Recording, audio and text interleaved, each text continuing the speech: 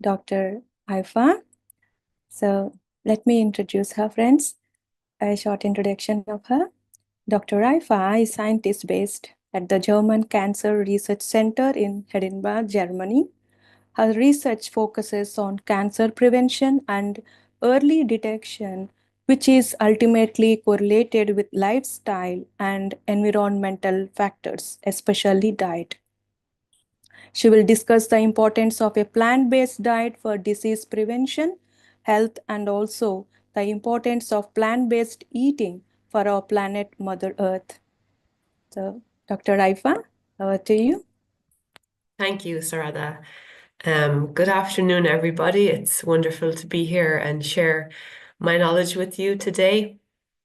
And I have a couple of slides I'm going to share, but I can first give a short introduction and also tell a little bit about my personal story, as the last speaker did, because I think I can relate a lot with that. And indeed, food is energy. Everything in this world is energy, and that's why it's so vital to live in this way, in a vegetarian way, having a plant-based diet. And me too, I come from a country and a culture where meat is very much central to the meal and to the culture, and I grew up that way. And vegetables are more kind of like something small on the side, but not seen as so important, which is really crazy when you think about it. And when I met my husband now 15 years ago, he's from India and he has been a long life vegetarian. And this was the first time I actually started to question my diet, because obviously, when we started meeting more and cooking together, it made less and less sense for me to be having meat and influence, or trying to, like, having this bit of conflict and clash within myself. And then slowly I started to also meditate and get more into spirituality.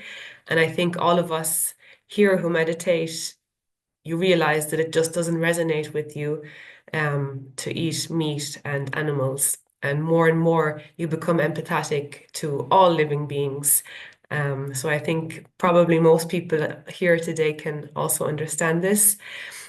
And also, I'm a cancer scientist. So for the last 10 to 15 years, I've also been researching in cancer.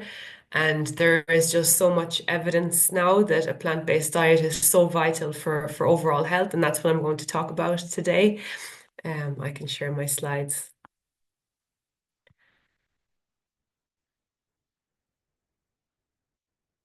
And I feel often, what comes out in the news, or what's kind of the big highlights in cancer research, they're not showing enough of how plant-based diet, how diet affects not only cancer, but all kinds of diseases. Let me just make it a presentation. Can everybody see my presentation, by the way? It's fine. Great.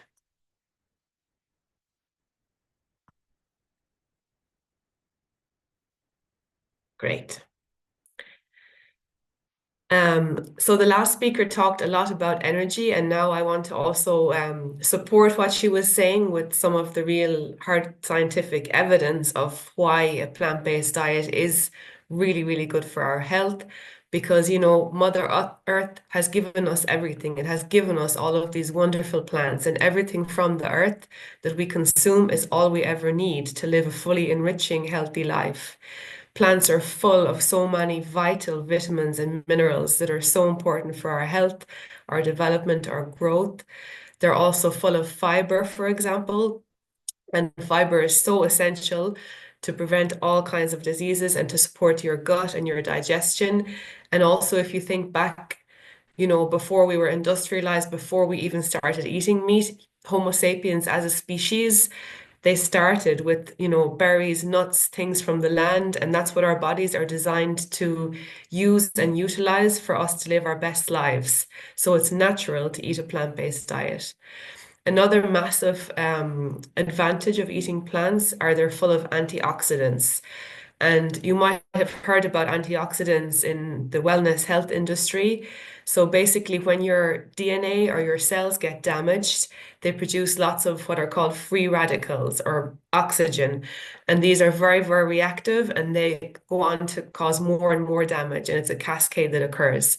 So when your diet is rich in antioxidants, which we get from plants, it blocks these reactions and therefore protects your DNA from being damaged and protects your cells and keeps them healthy and strong and fit. And as I mentioned, I'm a cancer researcher. So for me, this is a really big topic in my research, trying to understand also how plants can help to prevent cancer. And because of all of the wonderful components in plants, they really do. And there's a lot of research also backing this up now. For example, plants have lots of phytochemicals, so they're very, very important compounds which we only find in plants. For example, they're due to the coloring. So, for example, in carrots or sweet potatoes, we have a lot of beta carotene, or for example, in turmeric or haldi. It's very bright yellow, and they're the phytochemicals which really, really help and support our body, especially to fight inflammation and again, protecting our cells from damage and from going awry.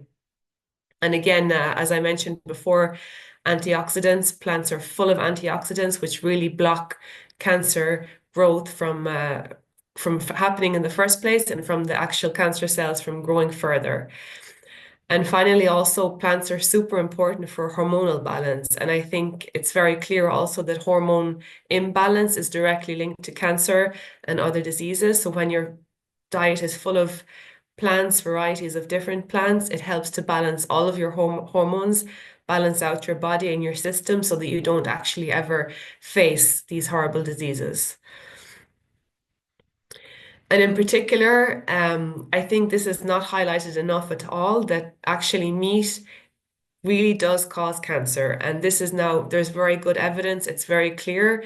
Even processed meat has been classed as a WHO group 1 carcinogen, which means it's proven to cause cancer. And this is in the same class, for example, as tobacco. And I mean, it's clear to everybody tobacco causes cancer, but is it clear to everybody that meat causes cancer in the same way?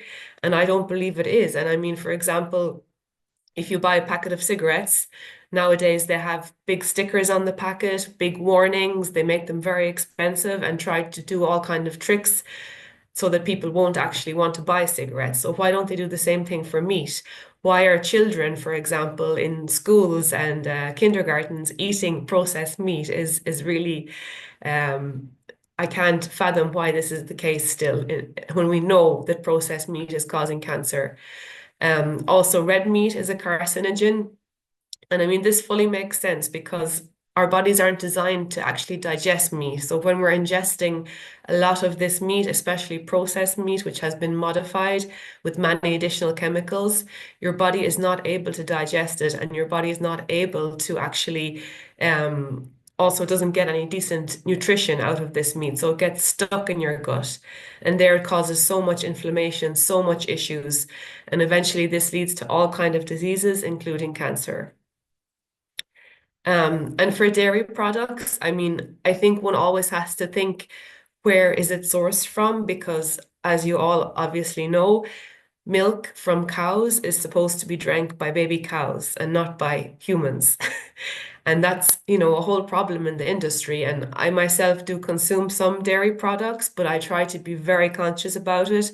I try to purchase ones where I know they're from a very good source, where we hope the animals have been treated well, because exactly as was said in the last talk, when an animal is being abused or being slaughtered, they know what's happening. They're full of fear. They're in this state of panic and they can't do anything about it. And the chemicals that they're releasing into their body is what you are going to consume at the end of the day. And nowadays, because our population is growing, there's so much of mass production and things are not controlled. And it's very, very important to inform yourself how your food was produced and what you're actually eating at the end of the day. And because of that, also dairy products are now more and more being linked to cancers, especially hormonal control cancers like breast cancer and prostate cancer. And not only that, especially in the US, dairy products are being more and more linked to, for example, hormonal issues in children or early onset of puberty, which is also a big, big issue in the upcoming generations, and also being linked with fertility, etc. And as well as cancer, of course, eating a plant-based diet is so good for your heart, and heart disease is still the #1 killer in the world today. And it's kind of a no-brainer that when you consume a lot of plants, your cholesterol is lower, your heart is able to work better, you have a reduced blood pressure, which is also a huge health issue in the over 50 years population.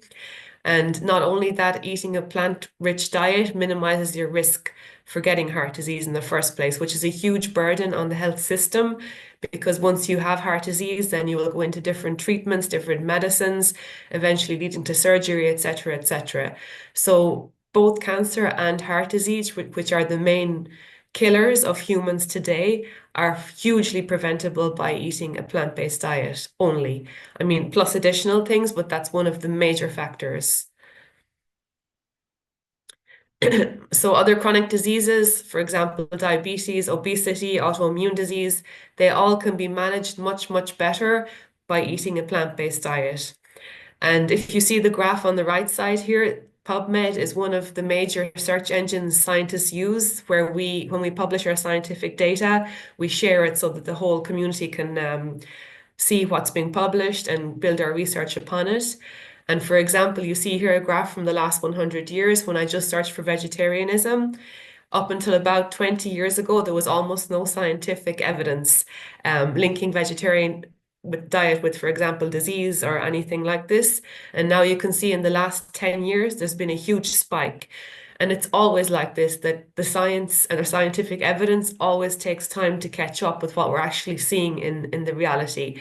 And I think that's very important when you're not a scientist, to always be cautious when you read headlines in the news, or when you hear people saying things are good for you, things are bad for you, that you always should, make your own informed decisions. And if you don't know, do your own little bit of research, because the information is available, and it more and more will be available. And I see that this is shifting how things are.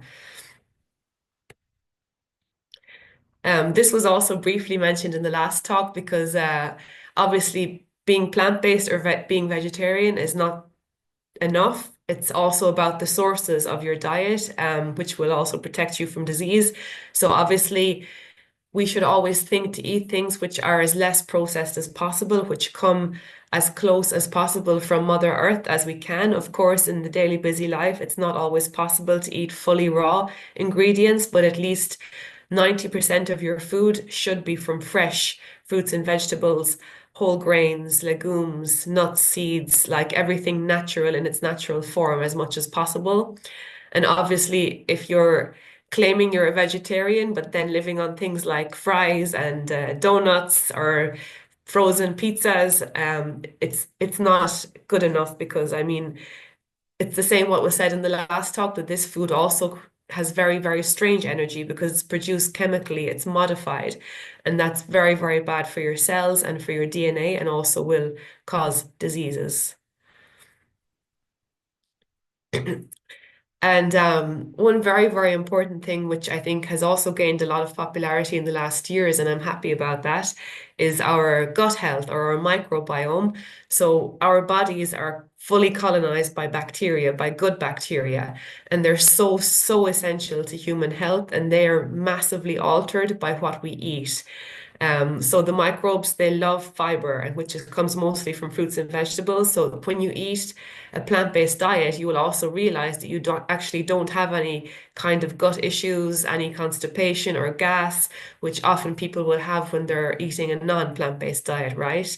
Because it's your microbiome, all of the colonies in your gut, which are really happy when you're eating all of this fruit and vegetables, and everything is getting well digested, and your body is functioning perfectly as it should do. And obviously, this also improves your digestion and helps in all of your overall health. And this is something also very much connected with your immune system. So at the same time, your diet and your microbiome and your immune system are all very, very closely interconnected, and also with your brain. So again, if you're not eating a plant-based diet, you will have symptoms of this. You will have a lot of problems. And once you start to switch to a plant-based diet, over some time, you will realize how more vital you feel, how much more energy you have, how your skin glows, right? And you're free from disease, free from pains, you have clarity, and it's really the only way to live a really fully long, happy life and healthy life without disease. I also wanted to touch about sustainability because I think this is very good that also because of our planet suffering, unfortunately, people are waking up that we can't keep going on the way we're going on. And this graph on the left represents the different kind of diets. So you have the meat lover. Sorry, I can't see it fully now, but basically, um, this is the carbon footprint per diet, and you can see the worst is the meat lover with the massive contribution coming from meat eating. And as you go down the way from to vegetarian to vegan, you see that they have much, much less carbon footprint. So if you don't do it for your health or for spirituality, at least, think about how you can help our Mother Earth, who has given us everything actually, and we're abusing her so much, and this is not sustainable. It's not going to last. So just by changing your diet to a more plant-based diet, you already halve your carbon emissions. This also conserves so much water because farming and agriculture of animals requires so much of water, also land. Plant-based diet massively reduces pollution as well, and of course protects the biodiversity because nowadays, with so much of land needed for farming, for agriculture, the land which was rich with different kinds of plants and animals is being stripped away, and this is really ruining Mother Earth. And a couple of years ago, this huge study came out. It's called the Planetary Health Diet. And basically, they assessed how we can actually sustain our planet and also sustain human health, right? So it has a double two goals. And they made a nice picture of this plate. And this is the ideal scenario that the whole world should be following. Of course, it can be adapted depending on where you live and all. But in general, as you can see, most of the plate should be plant-based. And of course, you should have some protein, so mostly plant-based protein. If you want a little bit of animal or dairy food, but basically 70 to 80% of your food of everybody should be like this, should be plant-based. And that way we all can live happy, long lives and we can use our earth and use the resources and still live in some symbiosis as we have done as a species for the last, millions and millions of years. And it's only in the last 100 to 150 years when we start to industrialize and start to mass produce everything that the earth is suffering so much, and that we also as a species are suffering so much, because also these diseases barely existed before all of the industrialization and all of the what we call developed world. But actually, what is the cost of having a developed world when you look at this? So this is my last slide, and I hope I wasn't too serious, but I hope I could at least, give across my message that really coming to a doctor with a disease, it's already too late, because there's so much that we can do before that to prevent actually reaching that stage. And I believe that's the way forward. And as a cancer scientist, people always ask me, when will there be a cure for cancer? And my answer is always, there won't be. And people are taken aback when I say that first, because I really truly believe that prevention is the best cure, not only of cancer, of all of these health issues I've talked about.